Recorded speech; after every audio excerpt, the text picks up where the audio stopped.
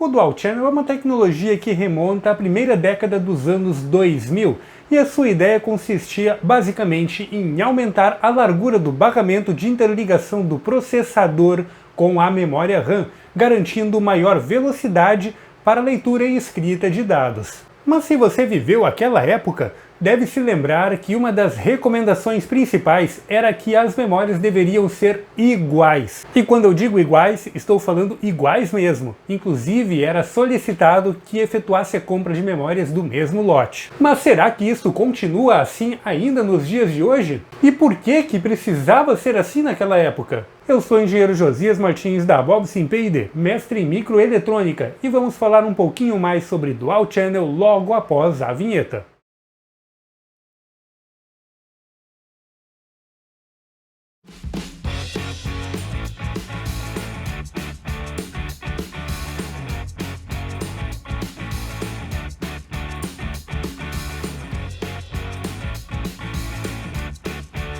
Aqui eu tenho dois pentes de memória que foram adquiridos justamente lá por volta de 2003, 2004.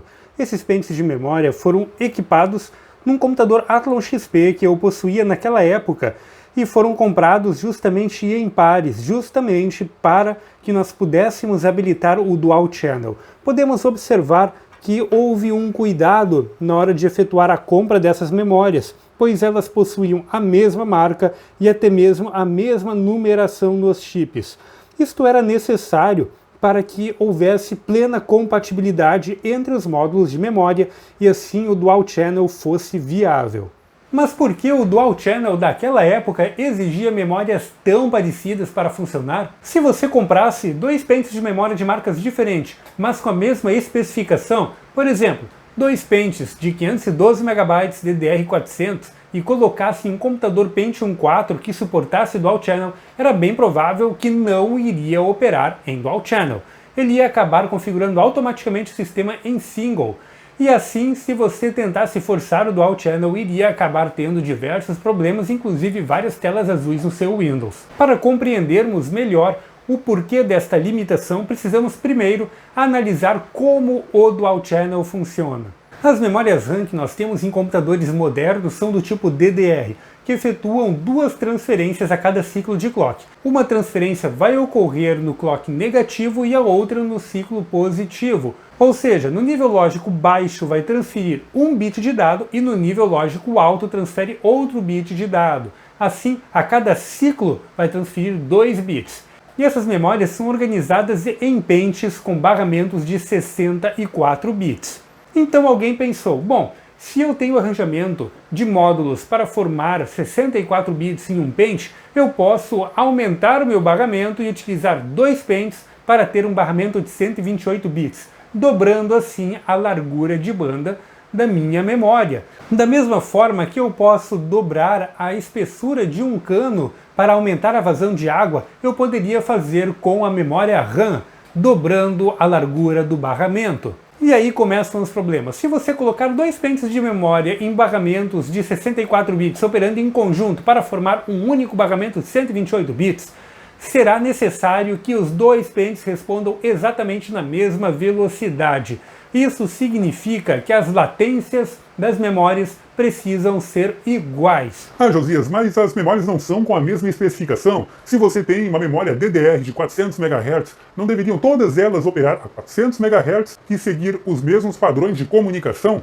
Sim, teoricamente deveria ser assim. Entretanto, nós temos algumas limitações de tecnologia da época. Para você entender melhor, vamos exemplificar da seguinte forma. Você está conversando sobre o mesmo assunto com dois amigos através do WhatsApp. Só que neste momento, você está conversando separadamente com cada um dos amigos. Assim, as conversas ocorrem em paralelo, mas cada uma no seu tempo. Se o amigo 1 demorar um pouquinho mais para responder em relação ao amigo 2, não tem problema nenhum, né? Afinal de contas, as conversas estão ocorrendo separadamente e em paralelo.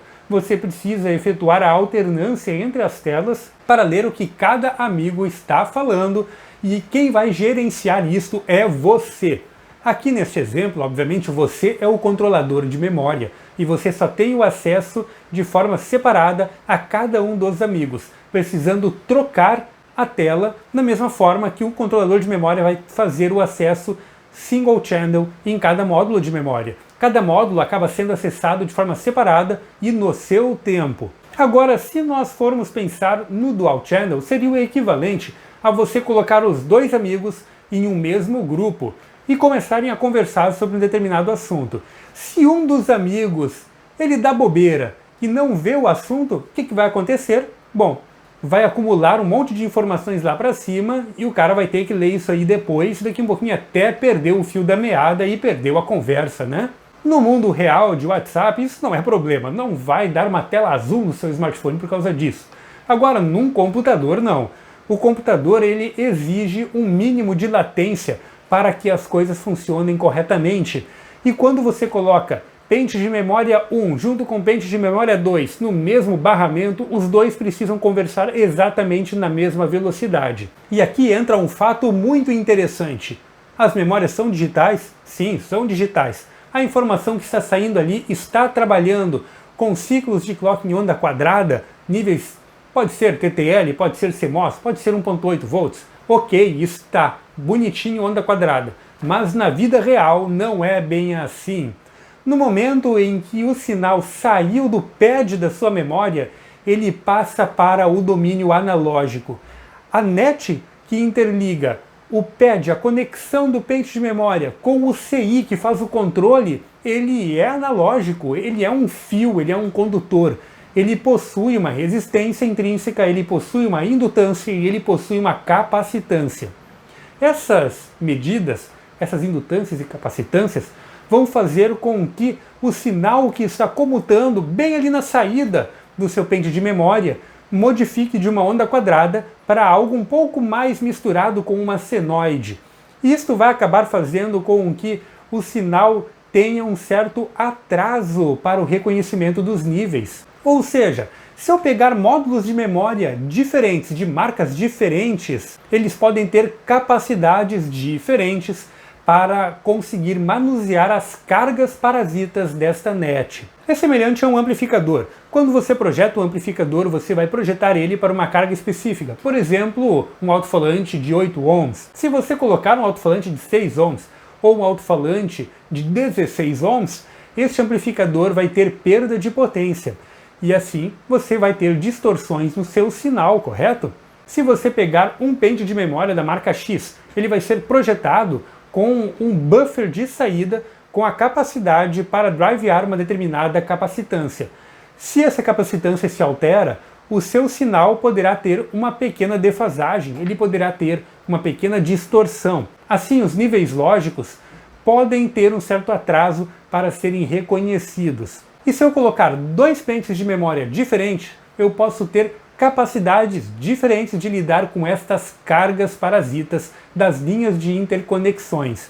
Ou seja, o pente de memória da marca X, ele pode ter uma latência de reconhecimento de níveis lógicos diferente do pente de memória da marca Y. E essa pequena diferença de alguns nanosegundos do pente X para o pente Y reconhecer os níveis lógicos é o que pode fazer com que o sistema não funcione corretamente. Ok, Josias, entendi. Então a questão da exigência por pentes de memória idênticos é para que eles tenham a mesma capacidade de alterar o nível lógico nas portas de saída, que estará atrelado à carga que nós temos devido às capacitâncias parasitas da minha NET de interligação. É isso aí, então? É exatamente isso. Então nós precisamos que esses módulos de memória sejam idênticos. Ah, então isso continua sendo válido hoje em dia. E aí é que entra a beleza de tudo isso e da evolução tecnológica que tivemos no mundo da microeletrônica. Hoje em dia isto não é mais necessário. Tudo por quê? Porque as fábricas, através de novos modelos de estatística, conseguiram efetuar o ajuste da variabilidade no wafer. Assim, as fábricas, depois de muitas rodadas de teste, conseguem verificar em quais pontos no wafer vamos ter buffers que não vão conseguir oscilar na frequência correta, e aí eles efetuam um ajuste no projeto para que todos os buffers saiam iguais, com o mesmo clock. É claro, podem existir outras variações no processo que fazem com que um pente de memória ou mesmo um processador não atinja o clock ideal, e aí ele vai ser vendido com uma margem de desempenho menor, vão baixar o clock dele na hora da venda. Mas o que acontece hoje em dia é que, devido a essas novas tecnologias de estatística e ferramentas de projeto, ferramentas EDA muito mais modernas, é possível inclusive simular estas cargas na hora do projeto. Assim, o projetista já vai colocar margens de segurança para que o seu módulo de memória consiga operar em condições otimizadas e indiferente da placa-mãe ou de como está efetuada a sua associação, garantindo o máximo desempenho, independente se você está utilizando pente da marca X junto com o pente da marca Y. E é claro, a tecnologia dos controladores de memória embarcados nos processadores modernos também é muito maior. Eles conseguem tratar erros e falhas de transferência de memória de uma forma muito mais eficiente do que acontecia lá nos primórdios do Dual Channel. E isso fez com que os controladores se tornassem muito mais robustos e você pudesse inclusive misturar memórias de tamanhos diferentes, ainda assim garantindo um Dual Channel até o limite de memória mínima que você tem disponível para a separação do barramento. Espero que este vídeo tenha sido interessante para você, conversando mais um pouquinho sobre tecnologia à luz da engenharia e da microeletrônica. E se você não deixou o like, agora é a hora, deixa o like aí. Se é novo aqui no canal, se inscreve para não perder os próximos vídeos. Nós sempre vamos trazer conteúdos de qualidade para você ligados à engenharia eletrônica e tecnologia. Dúvidas, críticas e sugestões de temas, utilize os comentários do YouTube. Siga-nos nas redes sociais, todos os links estão aí embaixo na descrição do vídeo. E contato para projetos, utilize o e-mail contato@bobsim.com.br. E é isso aí, nos vemos no próximo vídeo.